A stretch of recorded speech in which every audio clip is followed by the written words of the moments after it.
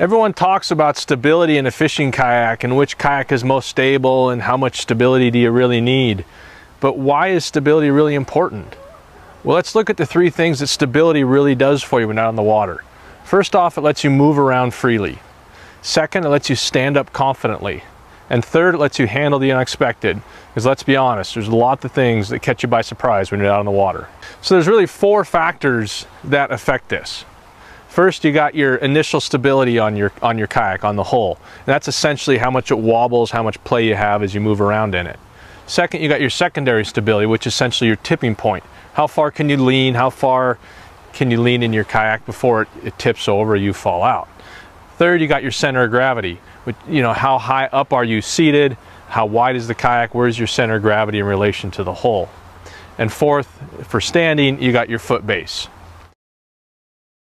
So being able to move around freely on your kayak is really a function of your initial stability and your secondary stability. The high initial stability will allow you to move without your kayak moving a lot. So as you turn to the side, lean forward, move around, your boat stays pretty steady in the water. Your secondary stability is what's going to keep you from tipping when you really lean to one side, lean to the other side, make bigger movements on your boat. To stand up confidently, you need good initial stability, so as you shift around on your feet, as you move, your kayak stays pretty steady. You need good secondary stability, so if you put most of your weight on one foot, most of your weight on the other foot, or you get a little bit off balance, the boat's not going to want to tip and kind of fly out from under you. And then third, and probably most important for stand up, you need a good wide foot base. Just imagine standing up with your feet together, your ankles touching.